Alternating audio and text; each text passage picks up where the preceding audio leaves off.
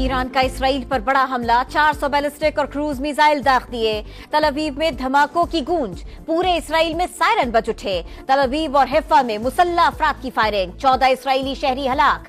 Gas کی تنصیبات اور air base پر ایرانی میزائل گرنے سے آگ بھڑک اٹھی۔ اسرائیلی میڈیا کی تصدیق، حزب اللہ کا بھی حملہ، لبنان سے متعدد راکٹ فائر۔ مشرق وسطی میں فلائٹ آپریشن متاثر، اسرائیل، عراق اور اردن نے فضائی حدود بند کر دی۔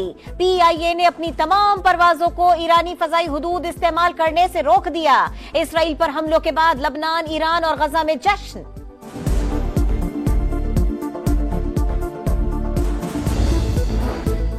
اسرائیل کے کئی علاقوں پر سینکڑوں میزائل فائر کیے، 3 ایئر بیس کو نشانہ بنایا۔ پاسداران انقلاب کی تصدیق، کہا حسن نصر اللہ اور اسماعیل ہنیہ کی موت کا بدلہ لیا۔ اسرائیل نے جوابی کارروائی کی تو پھر نشانہ بنائیں گے۔ ایرانی صدر نے کہا جنگ نہیں چاہتے لیکن کسی بھی خطرے کا سختی سے جواب دیں گے۔ حملے ایران کے مفادات اور شہریوں کے دفاع میں تھے۔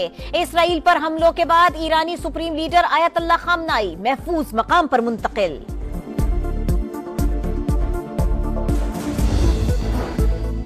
امریکہ کا اسرائیل کی بھرپور مدد کا اعلان، جو بائیڈن کا امریکی فوج کو ایرانی میزائل مار گرانے کا حکم، کہا ایران حملوں کے بعد اسرائیل کا دفاع کریں گے، خطے میں امریکی اہلکاروں کی حفاظت بھی یقینی بنائیں گے۔ قومی سلامتی کے اجلاس میں امریکی صدر اور نائب صدر کو تفصیلی بریفنگ۔ ترجمان امریکی محکمہ خارجہ کی ایران کے اسرائیل پر حملوں کی مذمت، میتھیو ملر نے کہا ایران نے جو کیا وہ دہشت گردی ہے۔ کہا تہران مشرق وسطی میں دہشت گرد گروپوں کی فنڈنگ کر رہا ہے، ہمارے مفادات میں جو ہوگا وہ کریں گے۔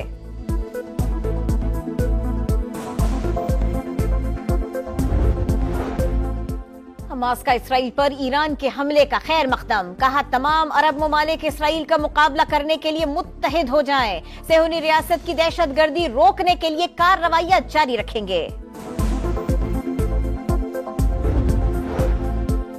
ایران کا اسرائیل پر حملہ، اقوام متحدہ کی سلامتی کونسل کا ہنگامی اجلاس طلب، سیکریٹری جنرل انتونیو گوتریس کا مشرق وسطی کی صورتحال پر اظہار تشویش، کہا ایران کے حملے سے کشیدگی میں اضافہ ہوگا، خطے میں جنگ بندی کے لیے کوششیں کی جائیں۔ امریکی وزیر دفاع لوئڈ آسٹن کا اسرائیلی ہم منصب کو فون، ایران کے حملوں سے متعلق بات چیت۔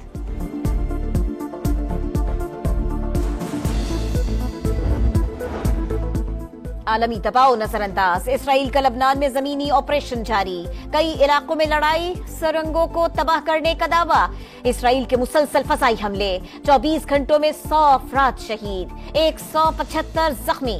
حزب اللہ کی اسرائیلی فوج کے لبنان میں داخل ہونے کی تردید، کہا ابھی براہ راست زمینی جھڑپ نہیں ہوئی۔ اسرائیل کے شام پر بھی حملے، خاتون اینکر سمیت 3 شامی شہری جاں بحق، کئی عمارتوں کو نقصان پہنچا۔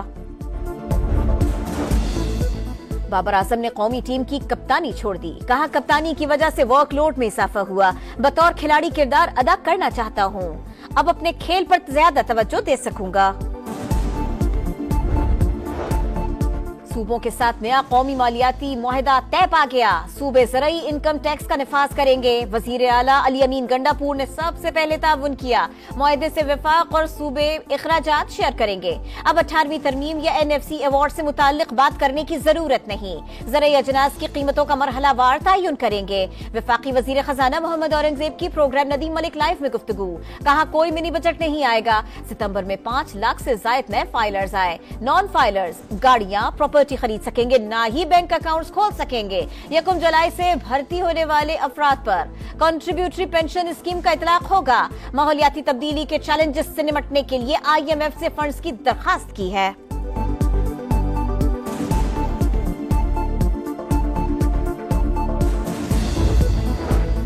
پاکستان کے ڈیفالٹ کی خواہش کرنے والوں کا منصوبہ ناکام، ترقی کا سفر 2018 میں جہاں رکا تھا وہیں سے شروع ہو چکا۔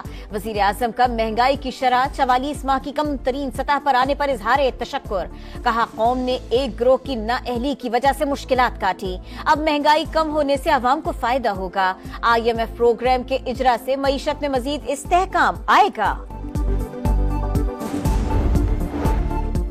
آئینی عدالت میں چیف جسٹس قاضی فائز عیسیٰ بیٹھے یا جسٹس منصور، کوئی مسئلہ نہیں، موجودہ چیف جسٹس کے لیے جدوجہد نہیں کر رہے۔ آپ اپنے رشتہ داروں اور دوستوں کو جج بنانا چاہتے ہیں، کمروں میں بیٹھ کر ایک دوسرے سے سیٹنگ کرتے ہیں۔ ججز کی تقرری حکومت یا عدالت کو نہیں، پارلیمان کو کرنی چاہیے۔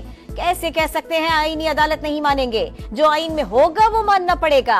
बिलावल भुट्टो की घन गरज, कहा आईनी अदालत न बनी तो नुकसान होता रहेगा। हर जगह से मुकद्दस गाय का तस्वर खत्म करना होगा।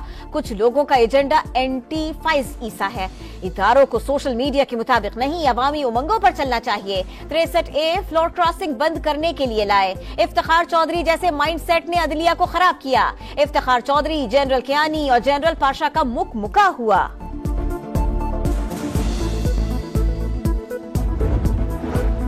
फैसले में कहां लिखा है वोट न गिने जाने पर बंदा ना अहल होगा? वोटिंग की मशक होती ही इसलिए है कि उसे गिना भी जाए। अदम एतमाद में अगर वोट गिना ही न जाए तो वजीर आजम हटाया ही नहीं जा सकता। यानी आर्टिकल 95 तो गैर फाल हो गया। किसी जमात का रुकन पार्टी सरबराह को पसंद ना करे और हटाना चाहे तो क्या किया जाएगा? आर्टिकल 63A से मुतालिक नजर सानी केस में चीफ जस्टिस के रिमार्क्स, कहा किसी के जमीर का मामला तय करना मुश्किल है। क्या आर्टिकल 63A से मुतालिक फैसला आइन के आर्टिकल 95 और 136 के खिलाफ नहीं? क्या ये पार्लिमानी निजाम को सदारती निजाम में बदलने जैसा नहीं? नजर सानी का दायरा कार बहुत महदूद होता है। फैसले का नतीजा नहीं, सिर्फ वजूहात देख सकते हैं। समात आज फिर होगी। वफाकी हुकूमत और पीपल्स पार्टी की नजर सानी अपील की हिमायत।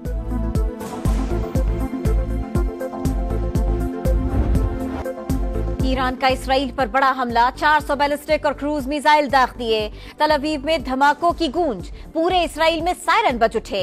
तल अवीव और हैफा में मुसल्लह अफराद की फायरिंग, 14 इसराइली शहरी हलाक। गैस की तंसीबात और एयरबेस पर ईरानी मिसाइल गिरने से आग भड़क उठी। इसराइली मीडिया की तस्दीक। हिजबुल्लाह का भी हमला, लबनान से मुतअद्दिद रॉकेट फायर। मशरिक वस्ता में फ्लाइट ऑपरेशन मुतासिर। इसराइल, इराक और उर्दन ने फजाई हुदूद बंद कर दी। PIA ने अपनी तमाम परवाजों को ईरानी फजाई हुदूद इस्तेमाल करने से रोक दिया। इसराइल पर हमलों के बाद लबनान, ईरान और गजा में जश्न।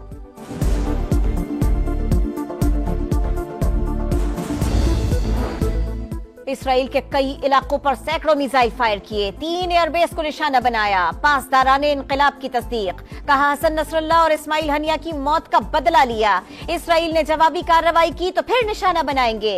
ईरानी सदर ने कहा जंग नहीं चाहते लेकिन किसी भी खतरे का सख्ती से जवाब देंगे। हमले ईरान के मफादात और शहरियों के दिफा में थे। इसराइल पर हमलों के बाद ईरानी सुप्रीम लीडर आयतुल्लाह खामनाई महफूज मकाम पर मुंतकिल।